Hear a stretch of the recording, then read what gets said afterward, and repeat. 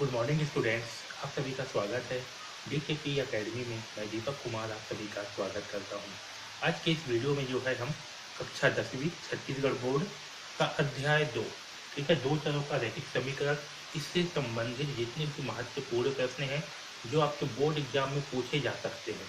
तो हम जो है इस अध्याय का सबसे पहले जो है वस्तुनिष्ठ प्रश्न को देखेंगे, उसके बाद खाली स्थान, फिर सत्य असत्य, फिर लघु उत्तरी प्रश्न को और फिर दीर्घ उत्तरी प्रश्नों को देखेंगे जो कि इस अध्याय से पूछे जा सकते हैं और जो इम्पोर्टेंट है। ओके, तो इस सीरीज में जो है हम केवल इम्पोर्टेंट प्रश्नों को ही जो है पढ़ेंगे जो कि आपके बोर्ड परीक्षा में आ सकते हैं।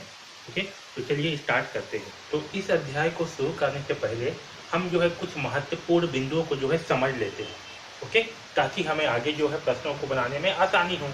ये अध्याय का नाम क्या है? दो चरों का रैखिक समीकरण। ओके, तो सबसे पहले हम समझ लेते हैं कि दो चरों का रैखिक समीकरण क्या होता है। ठीक है, दो चरों का रैखिक समीकरण। ठीक है, तो देखिए यहाँ पास क्या समझ में आ रहा है। एक तो यहाँ पर बोला गया है दो चर। तो चर मतलब क्या होती है? तो चर मतलब होती है वह संख्या जिसका मान लगातार बदलते रहते हैं। ठीक है, जैसे कि देखिए यहाँ पास एक 5 है और एक 4 है। ठीक, और एक हम लेते हैं x और y। तो जो 4 और 5 है इसका मान क्या कभी बदलेगा? नहीं। ठीक है, 5 का मान आपका हमेशा 5 ही रहेगा, 4 का मान जो है आपका हमेशा 4 ही रहेगा। तो इस प्रकार की जो संख्याएं हैं इसे हम क्या कहते हैं? इसे हम अचर संख्या कहते हैं। क्या कहते हैं? अचर संख्या। लेकिन जो x और y है, तो आपका जो गणित में जो भी समीकरण है ना, वहाँ पास क्या होगा? x और y का मान जो है वो कहीं पास x का मान 1 रहेगा, तो किसी समीकरण में x का मान 2 रहेगा, तो किसी समीकरण में जो है x का मान 3 रहेगा या कुछ भी रहेगा, है ना। तो यहाँ पास क्या होगा? x और y का मान जो है लगातार ये बदलते रहते हैं, इसका मान जो है कोई भी एक फिक्स मान नहीं होता। तो इस प्रकार की जो संख्या होती है इसे हम क्या कहते हैं? चर संख्या कहते हैं। क्या कहते हैं? चर संख्या। कि जो आपके अक्षर संख्या होती है, अक्षर संख्या, वो क्या कहलाती है आपके? जो है आपकी चर संख्या कहलाती है, और जो आपके नंबर होते हैं वो आपके अचर संख्या कहलाती है। तो ये आपका समझ में आ गया। और इन्हीं चरों की सहायता से अगर कोई समीकरण बनता है उससे हम क्या कहेंगे? दो चरों का रैखिक समीकरण कहेंगे। दो चर का मतलब है कि दो चर x या y या फिर कोई भी दो चरों की सहायता से जो है जो समीकरण बनेगा वो आपका क्या कहलाएगा? रैखिक समीकरण कहलाएगा। ओके, अब चलिए कुछ महत्वपूर्ण बिंदु को जो है समझ लेते हैं। तो देखिए सबसे पहला पॉइंट है, जब समीकरण रेखा एक दूसरे को किसी बिंदु पर काटती है। ओके, अब देखिए जब हमारे पास दो समीकरण दी गई होंगे, क्या होंगे? दो समीकरण दी गई होंगी, जैसे कि 2x + 3y - 3 बराबर 0, और एक दे दिया है 4x + 5y - 7 बराबर 0 या +7 बराबर 0। ओके, ये हमारे पास क्या है? दो समीकरण दी गई है। अगर ये दोनों समीकरण जो है एक दूसरे को, समीकरण की रेखाएं, इस समीकरण से जो हम लोग रेखाएं खींचेंगे वो अगर एक दूसरे को किसी बिंदु पर काटेगी, तब इस समीकरण का जो है हमें अद्वितीय हल प्राप्त होगा। क्या होगा? अद्वितीय हल प्राप्त होगा।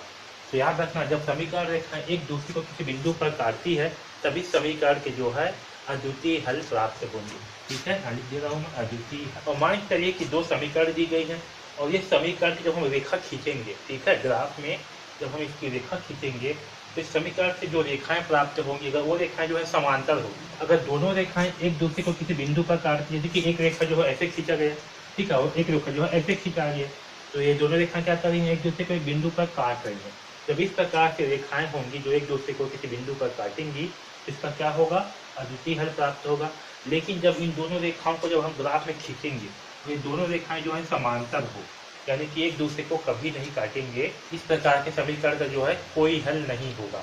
अब देखिए तीसरा प्रकार का समीकरण, जब दो समीकरण के हम जब इसको जो है ग्राफ में जब इसका रेखा खींचेंगे और दोनों की रेखाएं जो है एक के ऊपर एक हो, यानी कि संपाती हो, ठीक है, एक रेखा है इसी के ऊपर ही दूसरा रेखा भी हमें प्राप्त हो, यानी कि संपाती रेखा प्राप्त हो, इस प्रकार का जो समीकरण होते हैं इसका क्या होंगे? इसका जो है अनंततः अनेक हल प्राप्त होंगे। ठीक है समझ में? तो ध्यान रखिए, जब समीकरण रेखा एक दूसरे को किसी बिंदु पर काटती है, ठीक है, यानी किस प्रकार की जब हमें रेखाएं प्राप्त होगी तो इसका क्या होंगी? अद्वितीय हल प्राप्त होगा। जब समीकरण से प्राप्त रेखाएं समांतर हो, यानी किस प्रकार से होंगी? समांतर रेखाएं, तब इसके कोई हल प्राप्त नहीं होगा। और जब समीकरण से प्राप्त रेखाएं संपाती हो, यानी कि एक रेखा के ऊपर दूसरी रेखा हो, तो इस प्रकार के समीकरण का हमें जो है अनंततः अनेक हल प्राप्त होंगे। ओके, आया समझ में? तो ये बहुत ही महत्वपूर्ण बिंदु है, इसे नोट कर लीजिए और इसे याद भी रखिए। अब चलिए कुछ और महत्वपूर्ण बिंदुओं को जो है समझते हैं। ओके, तो देखिए सबसे पहला है अद्वितीय हल। ओके, तो जैसे कि कोई समीकरण दिया गया है, तो अगर हमें चेक करना हो कि इस समीकरण के कौन सा हल प्राप्त होंगे, ओके, उसके लिए जो है क्या समीकरण होगा, a1/a2 बराबर नहीं होगा b1/b।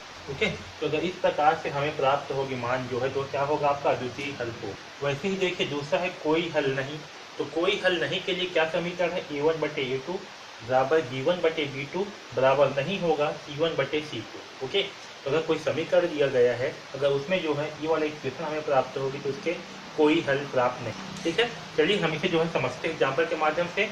जैसे कि आपका पहला है अद्वितीय हल, तो अद्वितीय हल में हमें जो यहाँ पर समीकरण दिया गया है, तो देखिए अगर समीकरण का मान जो है a1/a2 बराबर नहीं होगा b1/b2, तो क्या होगा, ये जो समीकरण है इसका हल क्या होगा, इस समीकरण का हल होगा अद्वितीय हल। तो आप जो है समीकरण को देख करके ही बता सकते हो कि इसका अद्वितीय हल होगा कि कौन सा हल होगा। जैसे कि 3x प्लस 5y बराबर 12 है और 4x प्लस 2y बराबर 5 है। ओके, तो समीकरण में देखिए a1 का मान क्या होगा, a1 का मान होगा 3, ये हमारा a1, b1 का मान होगा 5, ठीक है, b1 बराबर 5 और c1 का मान होगा 12, ये हमारा c1। ओके, इसी प्रकार से a2 का मान 4, तो a2 का मान होगा 4, b2 का मान होगा 2, ओके, और c2 का मान होगा 5, ये हमारा c2। ठीक है, अब इस मान को जो है हम इस समीकरण के साथ जो है जमाते हैं, तो a1/a2 यानी कि 3/4। अब देखिए b1/b2 तो 5/2। तो जब हम a1/a2 किए और b1/b2 किए, तो इन दोनों का मान क्या है, बराबर नहीं है। ये दोनों का मान क्या है, आपस में बराबर नहीं है। इसका मतलब क्या होगा, ये समीकरण जो है इसका अद्वितीय हल प्राप्त होगा। यानी कि जब इसका हम रेखा खींचेंगे, ग्राफ प्लॉट करेंगे, तो ये जो है एक दूसरे को किसी बिंदु पर काटेंगे। है समझ में? इसका क्या होगा, इस प्रकार से हम जो है अद्वितीय हल को चेक करेंगे। अब देखिए दूसरा में क्या है, कोई हल नहीं, तो कोई हल नहीं के लिए यहाँ पर समीकरण दिया गया है। यानी इस समीकरण में क्या होगा, a1 बराबर क्या होगा, a1 बराबर होगा 5, a2 बराबर क्या होगा, a2 बराबर होगा 15, b1 बराबर क्या होगा 3, b2 बराबर क्या होगा 9, c1 बराबर क्या होगा 12 और c2 बराबर क्या होगा 15 होगा। ठीक है, अब देखिए अगर इसे हम इस समीकरण के हिसाब से जमा के रखें, तो क्या होगा, 5/15 बराबर 3/9 बराबर 12/15। ओके, अब इसे जो है हम सिंप्लीफाई कर लेते हैं। तो देखिए सिंप्लीफाई करेंगे क्या करेंगे, इसे 5 से भाग करेंगे, 5 को तो 5 एकम 5, इसे 5 से भाग करने पर 5 3 15, देखिए क्या आएगा 1/3। इसे 3 से भाग करेंगे, तो ऊपर को 3 से भाग करने पर 3 एकम 3, 3 3 9। ओके, ऊपर को भी 3 से भाग करेंगे, तो 3 चौक 12, 3 पंचे 15। तो हमें क्या मान प्राप्त हुआ, हमें जो है 1/3 बराबर 1/3 बराबर 4/5 प्राप्त हुआ। ओके, तो देखिए यहाँ पास a1/a2 और b1/b2 ये दोनों के यहाँ पास में बराबर हैं, जबकि c1/c2 क्या है, बराबर नहीं। इसका मतलब क्या होगा, इसका जो है कोई हल प्राप्त नहीं। ठीक है, तो अगर समीकरण को जो है हम इस प्रकार में लिखेंगे, इस फॉर्म में लिखेंगे, और हमें a1/a2 बराबर b1/b2 बराबर नहीं होगा c1/c2 इस तरह से प्राप्त होगा, तो समीकरण का कोई हल प्राप्त नहीं होगा। है समझ में? अब चलिए तीसरा प्रश्न को देखते हैं। अब देखिए तीसरा समीकरण में a1 का मान क्या होगा, a1 का मान होगा 15, a2 का मान क्या होगा, a2 का मान होगा 60, b1 का मान क्या होगा, तो -3, b2 का मान क्या होगा, -12, c1 का मान होगा 14 और c2 का मान होगा 56।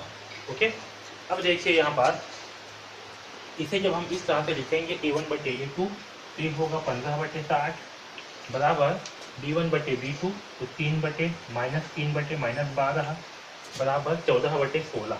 ओके, 14/56। इसे जो है सिंप्लीफाई करेंगे तो क्या होगा, देखिए 15 कम 15, 15 चौक 60, तो कितना आएगा 1/4। ठीक है, बराबर ऊपर में माइनस है, नीचे में माइनस, तो माइनस से माइनस हो गया कैंसर, 3 एकम 3, 3 चौक 12, तो यहाँ आएगा 1/4 बराबर 14 एकम 14, 14 चौक 56। ओके, तो यहाँ भी क्या आएगा 1/4। तो देखिए यहाँ पर क्या प्राप्त हुआ, हमें तीनों का मान जो है बराबर प्राप्त हुआ। यहाँ पर जो है हमें a1/a2 b1/b2 और c1/c2 का मान जो है क्या प्राप्त हुआ, 1/4 प्राप्त हुआ। तीनों का मान जो है बराबर प्राप्त हुआ, यानी कि इस समीकरण का जो है अनंततः अनेक हल प्राप्त होंगे। ठीक है, आया समझ में? तो आपको ये चीज़ें याद रखनी है, इसके बाद आप समीकरण को देख करके बता सकते हैं कि इस समीकरण से कौन सा हल प्राप्त होगा।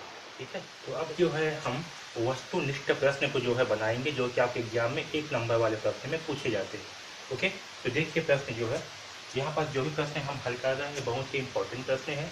ये प्रश्न या फिर इसी टाइप से दूसरा प्रश्न जो है आपके परीक्षा में पूछे जा सकते हैं। तो आपको ये ध्यान रखना है कि इस प्रश्न को कैसे हल करना है, ताकि अगर दूसरा प्रश्न भी है तो आपसे बन सके। ओके, तो देखिए पहला प्रश्न, एक कॉपी और 2 पेंसिल की कीमत 45 रुपये है। क्या बोला गया, एक कॉपी और एक पेंसिल, सॉरी एक कॉपी और 2 पेंसिल की कीमत कितना है, 45 रुपये है। यदि एक कॉपी की कीमत x रुपये तथा एक पेंसिल की कीमत y रुपये हो तो सही संबंध है। तो हमें क्या बोला गया, हमें जो है एक कॉपी और 2 पेंसिल की कीमत जो है 45 रुपये बताया गया है। ओके, और इसमें से एक कॉपी का मूल्य क्या बताया गया है, तो कॉपी का मूल्य बताया गया है x रुपये।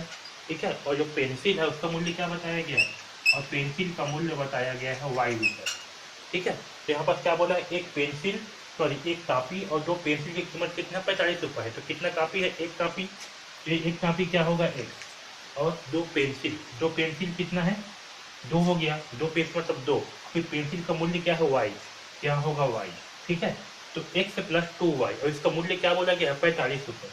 तो x प्लस 2y यानी कि एक कॉपी और 2 पेंसिल, इन दोनों को मिलाकर के मूल्य क्या होगा 45 होगा। तो इस प्रकार से क्या होगा, हमें जो है एक समीकरण प्राप्त होगा, यानी कि कॉपी और पेंसिल के मूल्य में ये जो है संबंध है। ओके, तो देखिए हमारा सही आंसर कौन सा होगा, तो ऑप्शन नंबर बी जो है सही आंसर होगा। ओके, अब चलिए इस दूसरा प्रश्न को देखते हैं। तो देखिए, एक वृक्ष पर बैठे मैना और कोयलों की संख्या 15 है। क्या बोला गया है, एक वृक्ष पर कोयल और मैना बैठे हैं, उनकी संख्या क्या है 15 है। यदि मैनों की संख्या x तथा कोयलों की संख्या y हो तो सही संबंध होगा। ये भी सेम पहला प्रश्न की तरह ही है। इसमें कोयल को हम किससे दर्शा रहे हैं, x से, और मैना को दर्शा रहे हैं किससे, सॉरी मैना को दर्शा रहे हैं x से और कोयल को दर्शा रहे हैं y से। ओके, तो x प्लस वाई यानी कि कोयल और मैनों की संख्या क्या है, कितना दिया गया है 15। तो x प्लस वाई बराबर क्या होगा 15 होगा। ठीक है, तो देखिए इसमें सही आंसर कौन सा होगा, तो x प्लस वाई बराबर 15 यानी कि ऑप्शन नंबर सी जो है सही होगा। ओके, अब देखिए तीसरा प्रश्न क्या है, यदि किसी रैखिक समीकरण का निकाय का आलेख एक दूसरे को बिंदु 3,7 पर प्रतिच्छेद करती है तो इस निकाय का हल होगा।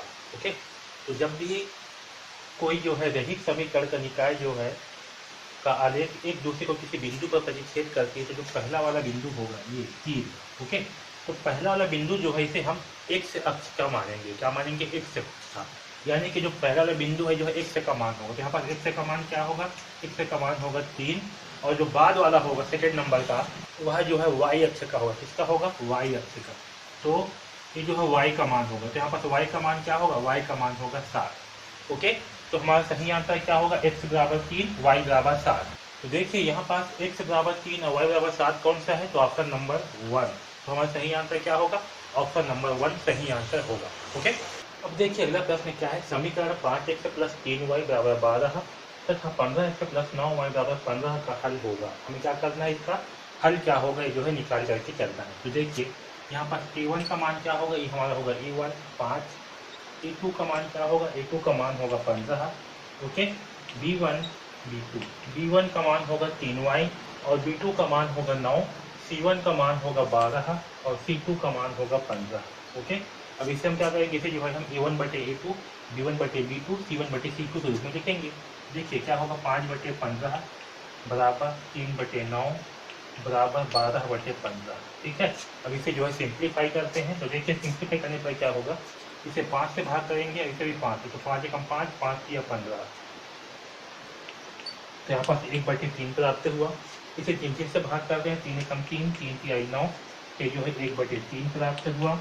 और इसे जो है 4 से भाग करेंगे तो 3 चौक 12, 3 पंचे 15, तो हमें जो है 4 बटे 5 प्राप्त हुआ। ओके, अब देखिए यहाँ पास 1 बटे 3 क्या है, 1 बटे 3 के बराबर है, लेकिन ये जो है बराबर नहीं है, इसे बराबर नहीं करते हैं। तो यहाँ पर देखिए a1 बटे a2 बराबर होगा b1 बटे b2, लेकिन बराबर नहीं होगा c1 बटे c2। और इसके लिए कौन सा हल होगा, इसके लिए होगा कोई हल नहीं प्राप्त होगा। ओके, तो इस प्रकार के लिए कौन सा समीकरण होता है, इसलिए जो है कोई हल प्राप्त नहीं होगा वाला समीकरण होगा। सही आंसर होगा कोई हल नहीं होगा। ओके, अब देखिए पांचवा प्रश्न क्या है, 15x माइनस 3y बराबर 14 एवं 60x माइनस 12y बराबर 56 के लिए गुणांकों में सही संबंध क्या है। तो यहाँ भी सेम करेंगे, a1 बटे A2 करेंगे तो पहले A1 का मान निकाल देते हैं। A1 का मान क्या है 15, A2 का मान क्या होगा 60, B1 और B2 का मान निकाल लेते हैं। B1 का मान होगा -3y, यानी कि B1 का मान होगा -3 और B2 का मान होगा -12। वैसे ही C1 का मान होगा C1 का मान होगा 14 और C2 का मान होगा 56। ठीक है, अब इसे जो है A1 बटे A2, B1 बटे B2 और C1 बटे C2 के रूप में लिखते हैं। तो A1 बटे A2 यानी कि 15 बटे 60 बराबर, तो A1 बटे A2 का मान होगा 15 बटे 60, B1 बटे B2 का होगा -3 बटे -12 और C1 बटे C2 का होगा 14 बटे 56। ओके, अब इसे जो है सिंप्लीफाई कर लेते हैं। तो देखिए इसे जो है 15 से करेंगे भाग, तो 15 कम 15, 15 चौक 60, तो क्या आंसर आता हुआ 1/4। ठीक है, देखिए यहाँ पर लिख रहा हूँ 1/4। तो इसे यहाँ पर देखिए माइनस से माइनस हो गया कैंसल। अगर इसे 3 से भाग करेंगे तो 3 कम 3 और 3 चौक 12, तो ये होगा 1/4। ओके, अब इसे जो है 14 से भाग करेंगे तो 14 एकम 14, 14 चौक 56, तो यहाँ भी क्या प्राप्त हुआ 1/4। तो यहाँ पर क्या हुआ हमें 1/4 बराबर 1/4 बराबर 1/4 प्राप्त हुआ, यानी कि A1 बटे A2 बराबर B1 बटे B2 बराबर C1 बटे C2 प्राप्त हुआ। तो सही संबंध कौन सा होगा A1 बटे A2, B1 बटे B2, C1 बटे C। है समझ में? इस प्रकार से जो है ये प्रश्न जो है हल होगा। ठीक है, हमारा सही आंसर होगा ऑप्शन नंबर सी। ठीक है, अब देखिए यहाँ पर दो संख्याओं का अंतर क्या दिया है 14 दिया है, उनमें से छोटी संख्या 50 हो तो बड़ी संख्या होगी। ओके, तो दो संख्याओं का अंतर क्या दिया है 14 दिया है, तो हम मान के चलते हैं कि पहली संख्या x से है और दूसरी संख्या जो है y है, यानी कि x से माइनस वाई का मान क्या है 14। ठीक है, अब देखो क्या बोला इनमें से छोटी संख्या, तो हम जो है छोटी संख्या जो है y को मान के चलते हैं, तो क्या होगा x से माइनस छोटी संख्या क्या है 50, तो x से माइनस 50 बराबर 14। तो बड़ी संख्या का मान क्या होगा, यहाँ से x का मान निकाल लेते हैं, तो होगा 14 माइनस 50 का पक्षांतर के बाद क्या हो जाएगा ये +50, तो ये होगा x से बराबर होगा 64। क्या होगा x से बराबर 64, क्योंकि 50 और 14 क्या होगा 64। तो सही आंसर क्या होगा हमारा ऑप्शन नंबर सी जो है राइट आंसर होगा। अब देखिए समीकरण निकाय A1x प्लस B1y बराबर C1 तथा A2x प्लस B2y बराबर C2 के लिए एक अद्वितीय हल होने का प्रतिबंध है। इसके लिए एक अद्वितीय हल होने के लिए क्या प्रतिबंध होगा फिर समझते हैं। देखिए A1x प्लस B1y बराबर C1, A2x प्लस B2y बराबर C2 के लिए एक अद्वितीय हल होने का प्रतिबंध क्या होता है, तो इसके लिए प्रतिबंध होता है A1 बटे A2 बराबर नहीं होगा B1 बटे B2। ये किसके लिए होता है अद्वितीय हल के लिए होता है। हमारा सही आंसर होगा ऑप्शन नंबर 1। ओके, अब देखिए क्या है, एक रैखिक समीकरण निकाय का आलेख प्रतिच्छेद रेखाएं प्रदर्शित करे तब उनका हल होगा। क्या बोला गया है, एक रैखिक समीकरण निकाय का आलेख जो है क्या करें प्रतिच्छेद रेखाएं पर प्रदर्शित करे, यानी कि रेखाएं जो है एक दूसरे को किसी बिंदु पर काट रही है, इस प्रकार की रेखाएं का क्या हल होगा, तभी इस प्रकार के हल का जो है एक अद्वितीय हल होगा प्राप्त होगा। है समझ में? तो ये जो है अध्याय 2 के जो है बहुत ही महत्वपूर्ण वस्तुनिष्ठ प्रश्न है। यहाँ से आपके बोर्ड परीक्षा में प्रश्न जो है पूछे जा सकते हैं। ओके।